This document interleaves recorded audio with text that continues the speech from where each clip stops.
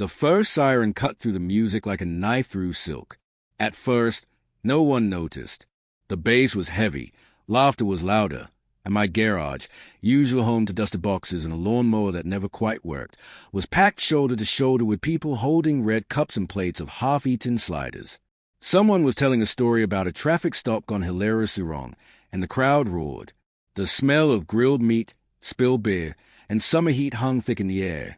Then the second siren wailed. That one made a few heads turn. By the third siren, the music died mid-beat, like someone had yanked the soul out of the speaker. Conversation froze. Cups paused halfway to lips. Every instinct in the room sharpened all at once, because that siren wasn't passing by. It was slowing down. And then, right outside my house, more sirens joined it.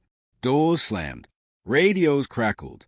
Red and blue lights flashed through my garage windows, painting the walls in violent, pulsing color. Someone muttered, "Oh, hell." Another whispered, "Who called the cops?" That's when I saw her. Karen, real name Linda, but absolutely a Karen in spirit, stood on the sidewalk across the street in her pastel tennis outfit, arms crossed tight over her chest, chin lifted in smug triumph. Even from 20 feet away, I could see the satisfaction written all over her face. She had done this. She had called 911 on my garage party. What Karen didn't know, what she couldn't possibly know, was that my rowdy, suspicious gathering was made up almost entirely of off-duty police officers, detectives, patrol cops, AK-9 handler, 2 SWAT guys, even a lieutenant. And now, as 3 patrol cars rolled to a stop in front of my driveway, every single person in my garage was smiling. Not nervous smiles, hungry ones. To understand how this glorious disaster began, you need to know 2 things. First, I live in a neighborhood run by an HOA that treats noise complaints like war crimes. Second, Karen had been waiting years for a reason to destroy me. It started when I moved in. I was a guy with the old pickup truck. The one who waved but didn't attend HOA meetings. The one who put up string lights without formal approval. From day one, Karen made it her personal mission to correct my existence. She cited my grass height. She photographed my trash cans. She once knocked on my door at 7:12 a.m. to inform me that my garage door had been open too long and that criminals noticed these things. I smiled. I apologized. I changed nothing. So when my cousin Mike, an off-duty cop, suggested hosting his precinct's informal get-together at my place, I hesitated. HOA nightmare, I warned. Mike grinned. Relax. We'll be quiet. That should have been my first clue something beautiful was about to go terribly wrong. By 6 p.m., the garage was full. By 7, the driveway was packed. By 8, laughter spilled into the street. It wasn't wild. No fights, no drugs, no insanity. Just grown adults unwinding, swapping stories, enjoying a rare night off. At 8:43 p.m., Karen called 911. She reported a large, aggressive crowd, possible gang activity, and, my personal favorite, people who look armed. Technically, she wasn't wrong. She just had no idea how right she was. And now, as uniformed officers stepped out of their cruisers and walked toward my house, Karen straightened like she was about to receive a medal. The lead officer glanced into my garage. Then he stopped. His eyes widened, and very quietly, he said, "You've got to be kidding me." That was the moment I knew. This was going to be good. The silence hit first. Not the awkward kind. No, this was the kind of silence that falls when every person in a room suddenly becomes aware of the exact weight of the moment. The lead officer stood at the edge of my driveway, hand resting near his belt, eyes scanning the garage. Red and blue lights continued to strobe against faces that were now unmistakably familiar to him. Because he knew them. Everyone knew everyone. Dispatch?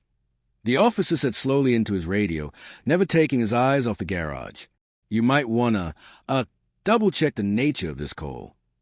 Inside the garage, the tension broke, not with panic, but with laughter, low at first, then louder. "Hey, Tommy," someone called out. "You finally get promoted, or are you still pulling night shifts?" The officer blinked. "Jesus, Frank, what are you doing here?" Frank lifted his cup in salute. Retirement party. Sort of. Tommy turned, confused. Retirement party. Mike stepped forward, wiping barbecue sauce off his hands. For my liver. The garage erupted. Tommy exhaled hard, pinching the bridge of his nose like a man who had just realized his entire evening paperwork had doubled. Behind him, 2 more uniformed officers approached, and then stopped dead in their tracks. "Oh no," one of them muttered. "Oh yes," the other replied. One by one, recognition spread like wildfire. "Hey, that's Diaz." "Lieutenant Carter." "Is that the K-9 guy? Where's the dog?" "He's at home," someone yelled back. "Smarter than us." Karen, meanwhile, was losing her mind. She marched across the street, heels clicking sharply against the pavement, waving her phone like a prosecutor presenting Exhibit A. "Officer," she called out. "Officer, thank goodness you're here. I told the dispatcher this party was completely out of control." Tommy turned slowly toward her. "Yes, She pointed at my garage like it was a crime scene. "There are dozens of people drinking alcohol, blocking the street, and I heard shouting. This neighborhood has rules." Tommy nodded politely. "I see. And I believe they are armed," she added, lowering her voice dramatically. "I saw a holster." That part made him snort before he could stop himself. Karen noticed. "This isn't funny," she snapped. "I pay HOA dues." From the garage, someone coughed loudly. "That's worse than a felony." Karen whipped around. "Excuse me." Mike stepped out beside me now, badge clipped visibly to his belt, though still wearing flip-flops and a stained T-shirt. "I'm Detective Michael Reynolds." Her face flickered. "I'm Sergeant Diaz," Frank added. "Lieutenant Carter," said another voice. "Officer Nguyen." "Officer Brooks." The introduction came fast, casual, and devastating. Karen's mouth opened, then closed, then opened again. That doesn't," she stammered. "That doesn't matter. Laws still apply. This is a residential neighborhood." Tommy nodded again. "They sure do." Relief flooded her face. She crossed her arms triumphantly. "Exactly." He turned back to Mike. "Noise complaint." Mike shrugged. "Probably." Tommy checked his watch. "It's 8:52. "Quiet hours start at 9, I said helpfully. Karen spun toward me. "You don't get to speak." Tommy raised a hand. She stopped, bristling. "Yes. We've received a report of gang activity, weapons, and aggressive behavior." Karen nodded vigorously. "Yes, that's what I said." Tommy gestured toward the garage. "All right, folks, who here is part of the gang?" Every hand went up. Karen's eyes bulged. Tommy continued, deadpan. "And who's armed?" About half the hands stayed raised. Karen let out a strangled sound. "You see." Tommy smiled thinly. "These are off-duty law enforcement officers. They are legally permitted to carry." Her confidence wavered. "Well, then it's still disruptive. They are drinking." Frank lifted his cup. "Off duty." Karen took a step back. But the AA..." Tommy sighed. "The HOA doesn't supersede city ordinances." "I know that," she snapped. "Do you?" he asked gently. She flushed red. Behind her, one of the other responding officers was quietly laughing into his shoulder. Another was shaking his head, already typing notes into his phone. Tommy cleared his throat. "Have you personally witnessed any criminal activity?" "Yes," she said immediately. "Noise, drinking, congregating." "That's not criminal." "It should be." Tommy nodded. "I understand you're frustrated, but calling 911 is for emergencies." She stiffened. This was an emergency. "No," he said firmly. "It wasn't." Her voice rose. "So you're just going to let this go?" Tommy leaned in slightly. "Actually, I need to ask you a few questions." Her eyes lit up. "Finally! Did you exaggerate or fabricate any details when you called dispatch?" The color drained from her face. No, I just..." Because, Tommy continued calmly, false reporting is a misdemeanor. The garage went silent again. Karen laughed nervously. This is ridiculous. Tommy pulled out his notepad. Dispatch recorded the call. You reported possible gang activity and armed suspects. Well, I didn't know, she snapped. But you assumed, he said. She swallowed. Mike leaned toward me and whispered, This is better than cable. Tommy looked back at the garage. All right, folks. Let's keep it down after 9. Okay? A chorus of yes, sir, rang out. He turned back to Karen. I'm going to need your ID. Her jaw dropped. You're not serious. She looked around wildly, as if expecting the HOA board to materialize and save her. No one did. The red and blue lights kept flashing. And for the first time since I'd moved into that neighborhood, Karen looked scared, because she had made a huge mistake. And it was only just beginning. Karen stood frozen on the sidewalk like a statue carved entirely from disbelief. I don't have my ID, she said sharply, lifting her chin. I'm on my own street. Tommy didn't blink. Then we can walk over to your house and get it. That's when the neighbors started peeking out. Porch lights flicked on up and down the block like curious eyes opening in the dark. Curtains twitched. Phones appeared. Nothing attracted an audience faster than police lights in a neighborhood where the biggest crime was usually recycling place in the wrong bin. Karen noticed. Her voice dropped an octave. This is unnecessary. So was the call, Tommy replied evenly. She crossed her arms again, her signature move, but it lacked the confidence it once carried. I was concerned for my safety. Tommy nodded. Then let's talk about that. They walked together toward her house, Karen strutting ahead like she still believed she was in charge. Tommy followed calmly. Another officer trailed behind, mostly to make sure things stayed professional, and partly because he didn't want to miss whatever happened next. The rest of us watched from the driveway like it was a live episode of reality TV. I give it 5 minutes before she demands a manager, someone muttered. I am the manager, another voice mimicked in a perfect Karen impression. Laughter rippled quietly. Mike leaned against my truck.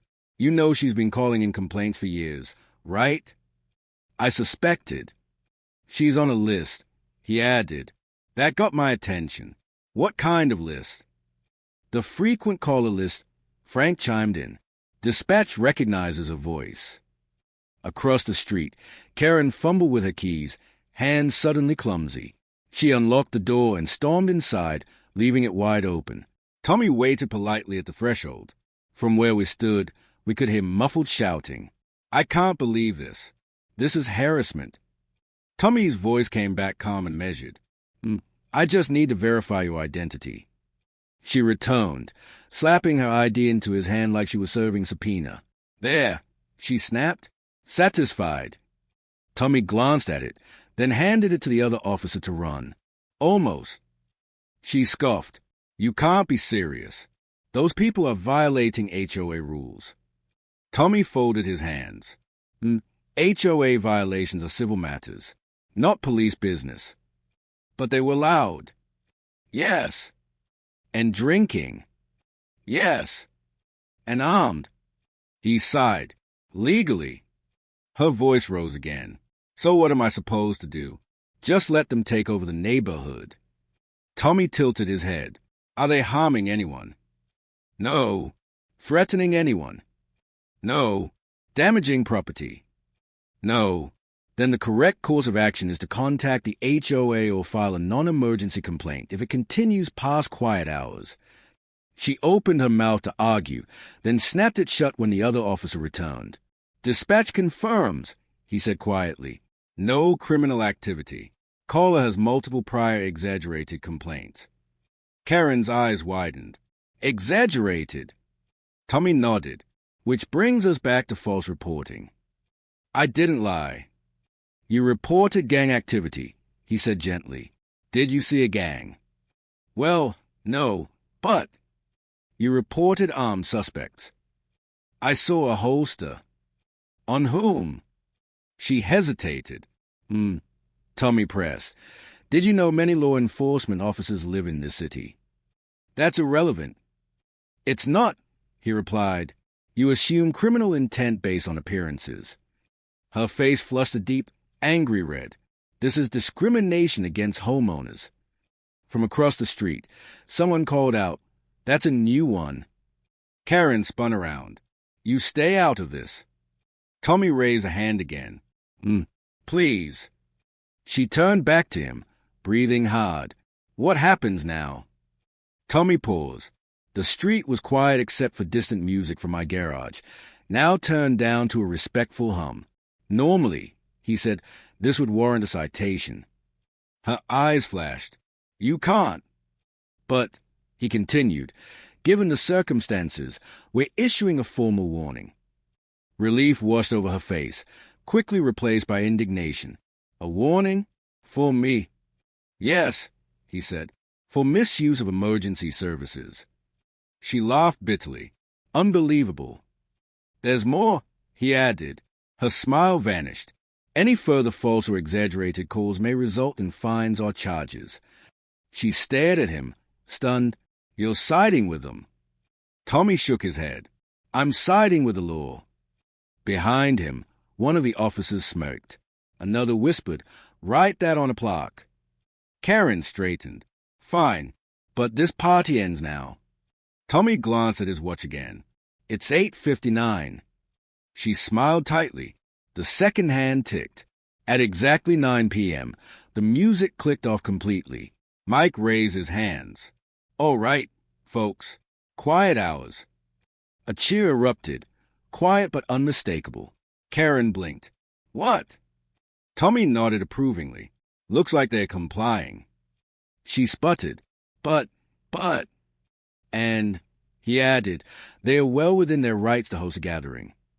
Her shoulders slumped for the first time. Tommy handed her a pamphlet. This explained proper use of emergency services. She stared at it like it was radioactive. You expect me to read this? Yes. He turned back toward the driveway. Have a good night. She stood there, speechless, as the officers walked away. When Tommy reached us, Frank clapped him on the shoulder. Nice work. Tommy groaned. I'm never living this down. The patrol cars pulled away one by one. Lights dark now, leaving the street bath an ordinary porch light again. Karen remained on her lawn, watching. Mike raised his cup in a mock toast. To neighborly relations. Someone else added, and to not calling 911 unless someone's actually dying. Laughter rolled through the garage. I looked across the street at Karen, who was now furiously typing on her phone, probably composing an email to the HOA board that would be 12 pages long and entirely ignored. I thought it was over. I was wrong, because Karen wasn't done. Not even close. And the HOA, they were about to make a mistake even bigger than Hayes. Monday morning came with an email. Not just any email. The email. Subject line. Formal notice of violation. Immediate action required. I hadn't even finished my coffee before my phone buzzed again. And again. Group chat lighting up like a Christmas tree. Mike, please tell me this is about you. Frank, if it's about noise, I'm calling bingo. Diaz, did Karen find the nuclear codes? I opened the email. According to the HOA, I had committed multiple severe infractions the previous weekend, including a hosting an unauthorized gathering and creating a public disturbance or allowing law enforcement activity to occur on HOA-managed property, causing emotional distress to a resident. That last one was underlined. The penalty? A $2,500 fine, immediate cessation of all social events, and a mandatory appearance before the HOA board. I laughed, out loud. Then I forwarded it to Mike. His reply came instantly. Oh, she's mad. The HOA board meeting was scheduled for Wednesday night, Karen's favorite night. She never missed one. She treated them like court hearings where she was both judge and victim. By Wednesday, word had spread, not just among my cop friends, among the neighborhood. People who'd never spoken to me before suddenly waved. One guy whispered, "You're the garage party dude, right?" Like I was a minor celebrity. The meeting room was packed. Too packed. The HOA president, a balding man named Gerald who looked permanently exhausted, tapped the microphone nervously. "All right, Everyone, let's bring this meeting to order. Karen sat front and center, posture perfect, a binder on her lap thick enough to stop a bullet. She didn't look at me when I took my seat, but I caught the smile. Gerald cleared his throat. First item of business, violation review for, he squinted. Lot 47. That was me. Karen's hand shot up. Before we begin, I'd like it noted that I feel unsafe. Gerald sighed. Duly noted, Linda. She bristled. It's Karen. Murmurs rippled through the room. Gerald continued. Mister, you're accused of hosting an unapproved event that resulted in police presence. Karen stood. Not just police presence. An invasion. There were armed men. Mike coughed loudly from the back of the room. Off duty. Karen ignored him. This is a quiet, family neighborhood, not a biker bar. A neighbor stood up. They were quieter than your leaf blower. Applause. Gerald banged the gavel. Order. Karen spun. This is harassment. Gerald rubbed his temples. Karen, please sit. She did, slowly, never breaking eye contact with me. Gerald turned to me. Do you wish to respond? I stood. Yes. The room hushed. I hosted a small gathering of friends. We complied with city noise ordinances. The police confirmed no laws were broken. The 911 call was deemed unnecessary. Karen leapt up again, because they were protecting their own. That's when the door opened. Every head turned. In walked Tommy, in uniform. Behind him, 2 other officers.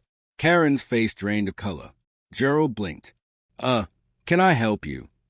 Tommy smiled politely. I'm here as a courtesy. The board requested clarification regarding Saturday's incident. Karen stammered. You can't be here. This is private. Tommy nodded. Actually, HOA meetings are open to residents. And since my department was involved, I was asked to provide facts. Gerald swallowed. Please, go ahead. Tommy addressed the room calmly. No violations occurred. No citations were issued. The call was classified as a false or exaggerated report. Karen shot to her feet. That's a lie. Tommy met her gaze. We have the recording. The room went dead silent. Gerald shifted uncomfortably. Karen, is that true? She faltered. Just for a second. I was scared. Tommy nodded. Understandable. But fear doesn't justify misuse of emergency services. A woman in the second row whispered, Preach. Gerald cleared his throat again. Given this information, the fine may be excessive. Karen slammed her binder shut. Absolutely not. The HOA has authority. Tommy raised an eyebrow. Not over law enforcement. Karen snapped. You're ganging up on me. Mike called out, You called 911 on a barbecue. Laughter erupted. Gerald banged the gavel again. Harder. Enough. He turned to Karen. The board will deliberate. She scoffed. You'll regret this. The board whispered among themselves for less than 2 minutes. Gerald looked up. The fine is rescinded. Cheers broke out. Karen gasped. You can't. And, he added carefully, we're issuing a warning regarding misuse of HOA complaint procedures. Her face went crimson. This is unbelievable. Tommy nodded once and headed for the door. As he passed me, he murmured, Still my favorite call this year. After the meeting, neighbors clapped me on the back. Someone asked when the next party was. Karen stormed out without a word. I thought that was the end. Again, I was wrong. Because Karen didn't just want revenge. She wanted control. And when she didn't get it, she decided to run for HOA president. The campaign flyers appeared overnight. I'm not exaggerating. One day, the neighborhood bulletin board was covered in lost dog notices and yoga class ads. The next morning, it looked like a political war zone. Take back our community. Safety, order, accountability. Vote Karen for HOA president. There she was in every photo, arms crossed, chin lifted, smiling like she just personally fired someone. Mike texted me a photo at 7:03 a.m. She's running. I repeat, she's running. I stared at the flyer taped to my mailbox and felt something strange. Not fear, amusement. Karen didn't just want to win. She wanted to rule. And she assumed everyone else felt the same way she did, annoyed, threatened, desperate for control. She had no idea how many people she'd turned against herself. The first sign came from Mr. Henderson, 72 years old, retired, quiet as a ghost, the kind of guy who nodded politely and never complained. He stopped me on my driveway. "Son," he said, lowering his voice, "that woman tried to fine me for feeding birds." I blinked. Birds! Claimed they were unauthorized wildlife. He shook his head. "I'm voting against her." Then came the Lopez family. "She told my kids that chalk drawings were visual clutter," Mrs. Lopez said, fuming. Next was a nurse who worked night shifts. "She called security because my car was suspicious at 5 a.m. The stories poured out like a dam breaking. Karen hadn't just annoyed people. She'd terrorized them. Meanwhile, her campaign emails grew increasingly unhinged. Certain residents have shown disregard for community standards. We must prevent chaos from spreading. This election determines whether our neighborhood survives. Survives. From barbecues. Gerald, the current HOA president, quietly announced he wasn't running again. "I like sleeping," he said. That left 2 candidates. Karen and me. I found out because Mike signed me up. "You did what?" I shouted over the phone. "Relax," he said. "You're right in. I don't want to run an HOA. "You don't have to do anything," Frank added on speaker. "Just exist." The irony was beautiful. Karen had spent years trying to control me. Now she'd accidentally made me her opponent.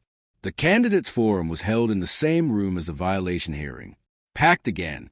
Karen arrived early, wearing a blazer and a smile that didn't reach her eyes. She brought charts, binders, a PowerPoint. I showed up with coffee. When introduction started, she launched in. "Our community is under threat," she said dramatically. "We need strict enforcement. Zero tolerance." Someone whispered, "For happiness." Scattered laughter. She shot them a glare and continued. "If elected, I will ensure compliance. No exceptions." Then it was my turn. I stood. "Hi, I don't really want this job." The room laughed. "I think most people here just want to live their lives without being micromanaged. I promise to enforce rules fairly and mind my own business." Applause. Loud. Karen's smile twitched. The Q&A portion was brutal. "Karen," someone asked, "why did you call 911 instead of the non-emergency line?" She bristled. "I feared for my safety." Another voice, "Why do you fine people before talking to them?" Rules are rules. "Why did you threaten legal action over lawn ornaments?" They weren't approved. Each question chipped away at her composure. When asked how I'd handle noise complaints, I said I'd knock and say hi. That earned a standing ovation. Voting opened that night. Karen stood near the ballot box like a bouncer, watching every slip go in. Her foot tapped. Her jaw clenched. I chatted with neighbors I'd never really known. Shared laughs. Heard more Karen stories. By the time voting closed, the tension was thick. Gerald returned with the results. He cleared his throat. Votes had been counted. Karen clasped her hands. By a significant margin. She leaned forward. "The new HOA president is." A pause. Lot 47. The room exploded. Cheers. Applause. Someone whistled. Karen froze. "That's not possible," she whispered. Gerald nodded. "It is." She turned to me, eyes blazing. "You did this to humiliate me." I met her gaze. "You did that yourself." She stormed out, knocking over a chair on the way. Mike slapped my back. "Congratulations, Mr. President." I laughed. "God help us." As the room emptied, Gerald leaned in. "One more thing." "What?" "She's already filed an appeal." Of course she had. Karen wasn't done. She never is. And what she did next would finally cost her something she couldn't find, vote away, or complain about. Her reputation. Section 6. The last call Karen ever made. The appeal didn't go anywhere. Turns out, when you spend years antagonizing your neighbors, abusing complaint systems, and calling 911 like it's customer service, you don't build a lot of goodwill with people who decide appeals. Karen's challenge was rejected in less than a week. But that wasn't the end. Not for her, because Karen couldn't accept losing control quietly. She couldn't accept that the neighborhood had moved on without her at the center. And worst of all, she couldn't accept that I now held a position she'd coveted like a crown. So she escalated. Again. It started with emails. Long ones. Daily ones. She CC'd everyone. Board members, city offices, legal departments, even animal control ones, for emotional distress caused by barking laughter. Yes, really. I tried to respond professionally at first. Then I stopped responding at all. Silence, I'd learned, was her least favorite sound. That's when she made her final mistake. On a quiet Thursday afternoon, while most people were at work, Karen saw something she didn't like. My garage door was open. Inside, me, Mike, Frank, a few neighbors. No music, no alcohol, just folding chairs and a whiteboard. We were planning the neighborhood block party. Karen didn't come over. She didn't email. She didn't call the HOA. She called 911. Again. This time, she reported known agitators, organized gatherings, and retaliatory intimidation. Dispatch flagged the call immediately. Same address, same caller, same exaggerations. 2 officers arrived. Same ones as before. Karen greeted them like old friends. I knew you'd take this seriously. They didn't smile. One said carefully, "You've been warned." She scoffed. "I'm being targeted." "No," the other replied. "You're misusing emergency services." They reviewed the scene. Calm, peaceful, lawful. One officer stepped aside and made a call. When he returned, his tone changed. "You are being cited for repeated false reporting." Her face went pale. "You can't do this." "We can," he said, "and we are." She shouted, argued, demanded supervisors. None came.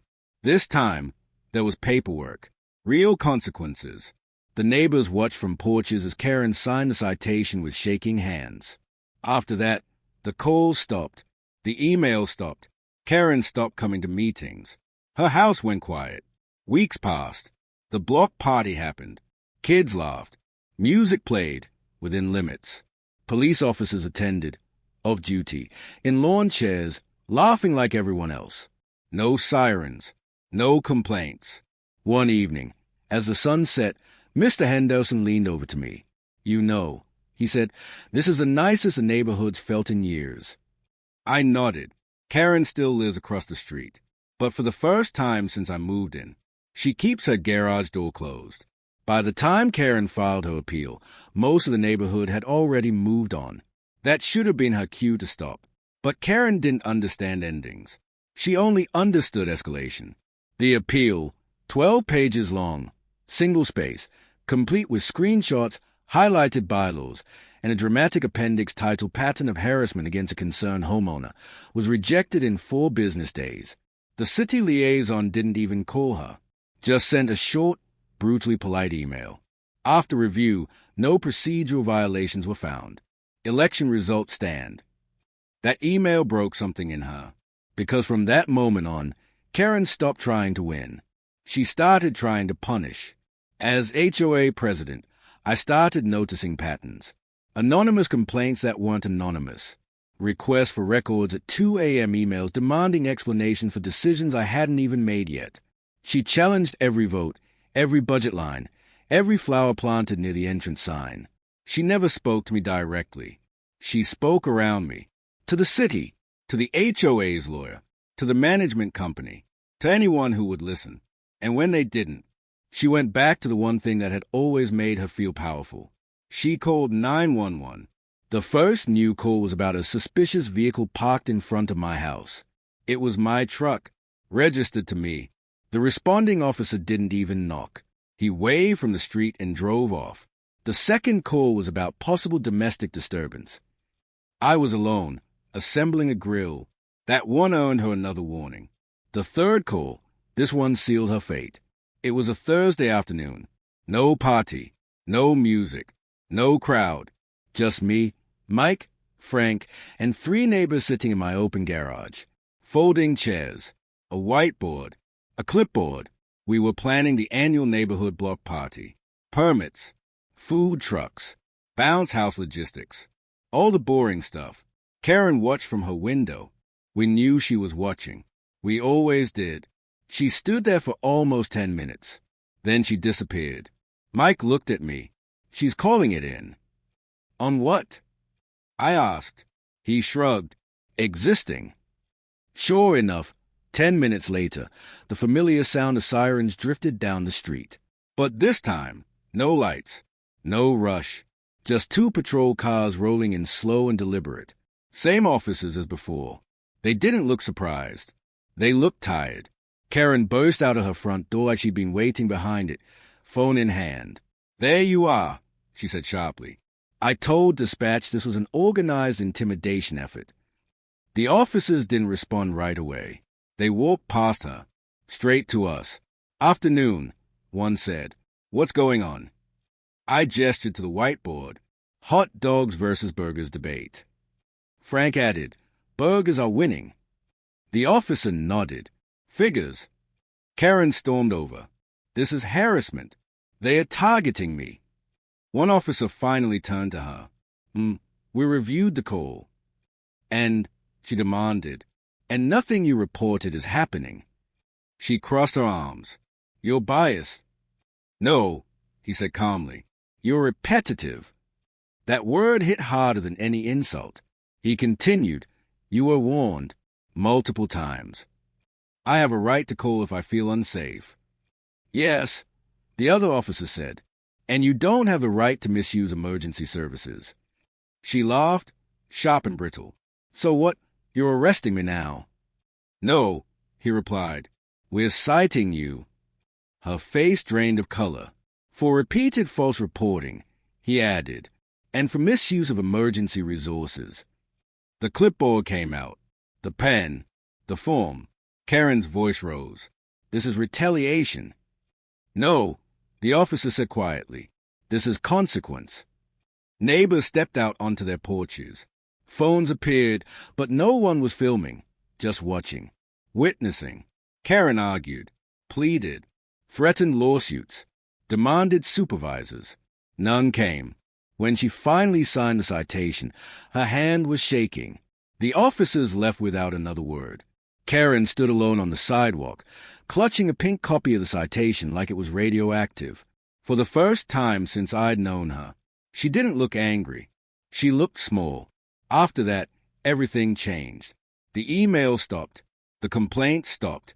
Karen stopped coming outside. Her once immaculate lawn went a little wild. Her trash can stayed out an extra day. Her garage door stayed closed. The HOA meetings grew quieter, lighter. People laughed again. The block party happened 2 weeks later. Kids ran through sprinklers. Music played at a reasonable volume. Neighbors shared food. Off-duty cops showed up in flip-flops, just like before. But this time, no one cared. No sirens. No Karen. As the sun dipped low, Mr. Henderson sat beside me and nodded toward the street. Peaceful, he said. Yeah, I replied. Across the way, Karen's house was dark. She still lives there, but she doesn't call. She doesn't complain. She doesn't watch. Because the last call Karen ever made taught her something she'd never learned from rules, bylaws, or power. Control only works until reality answers back.